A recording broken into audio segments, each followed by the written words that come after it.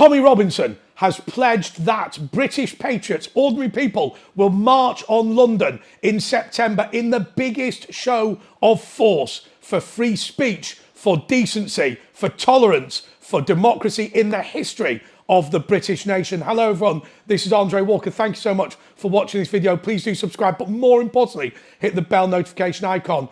It's the best way to absolutely guarantee you get all my videos as soon as they are released. Well, look, many people have visited Tommy Robinson in prison, and it's remarkable to hear that he's now working with a Pentecostal minister to understand the Bible and to support Christianity in what is a Christian nation. But also, he's making plans for the future. And one of those plans is in September to have the biggest ever march of British people onto our own centre of government to demand freedom, to demand democracy, and to demand freedom of speech. I think it will be bigger than the Peasants' Revolt led by Wat Tyler, which was such a seminal moment in British history, which led to so many of the reforms that we see today in modern Britain. Now, we have had large protests, but those protests have been largely organised by Islamists and people who are opposed to Britain's foreign policy. We haven't seen ordinary British people protesting. Now, I've seen a remarkable video by Richard Inman. Please do subscribe to his channel. The link is in the description. He's somebody who I don't know. I don't know, by the way, Tommy Robinson either, though we've spoken over the phone for journalistic purposes on multiple occasions. But these guys are now saying that it's time for everyone to come together. And the reason I don't know Tommy Robinson and the reason I don't know people like Richard Inman is simply because I've never been on any of these street protests. But I think perhaps that does have to change. And I'll tell you why.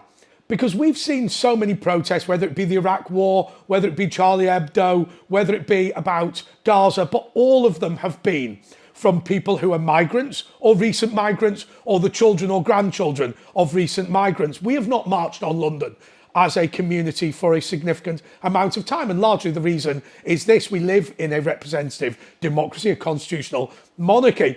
And indeed, even before that, our system of government was such that fair governance, as David Starkey describes it, was guaranteed. Those days are gone. The quangocracy now is what it's all about. We will see that in Southport, the priority for the police is to ensure that nobody damages community relations rather than protecting people from violence. We see that in the field of house building, the priority is to ensure environmental concerns take precedence over ordinary people. We see that in free speech, the need to protect the reputation of the government is more important than your right to genuine political discourse. And that has to stop. It's something that I believe was brought in by Tony Blair. Others might disagree, but now is something that has become so prevalent that we have to take action. Now, look, I will say to you the following. I'm going to pledge that I'm going to come to this protest in September, and I hope that you will come as well. I'm going to explain why. Because obviously we're not the football gang. I'm not being disparaging, by the way. We're just not the football gang. We're not the people that protest at student unions. We're not the people that went on marches at university. We're not the people that get in coaches to miners' strikes and all that sort of thing. I'm not being critical of any of those people, but it's not me, and largely it's not you either. But now we do have to say, like what Tyler said, that enough is enough, that we are being taxed out of existence. Our free speech is being destroyed. Our religion is being mocked. Our patriotism traduced. And that cannot be allowed to happen in a country like Britain. We own this country. At the time of the Peasants' Revolt and indeed the time of the Magna Carta, it was said that Parliament should be sovereign. And when we talked about Parliament being sovereign, we talked about it like this. We thought about it like this. We said, well, the king cannot have a divine right to rule. And of course, the English Civil War follows on from all this. The king cannot have a divine right to rule. It is for the people's representatives to be the custodians of our democracy, of our freedom, and of our lives. But those people now have become the dictators in of themselves. Where if you were to take every word of the Magna Carta and replace the word prince and king with government and prime minister, then you would see that the Magna Carta has been viciously violated. Now, it's often said that if you talk about the Magna Carta, normally you're a bit of a loony, and that's because it's been superseded by a lot of modern laws. But actually, what hasn't superseded it is our general sense of fairness, our general belief in the right of our country to be a democratic society, to be a representative democracy, to be a home of free speech. And that is what I believe Tommy Robinson will assert in September. Now look, I like two comedians, Jimmy Carr and Frankie Boyle, and if you listen to their jokes, they're very, very similar. But because Jimmy Carr does it with a middle-class accent and Frankie Boyle does it with a Scottish, Glaswegian accent, a working-class accent, Frankie Boyle gets into a lot of trouble.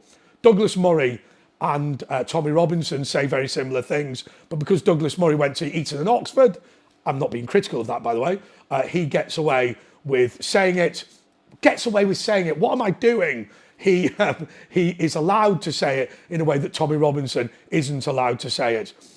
We have to stop crushing this country. We have to stop crushing our working class communities, and we have to start saying it's not we demand rights, is we were born with rights, inalienable rights. The argument that I think Wat Tyler would have had with the founding fathers of the United States of America is he said, I was born free.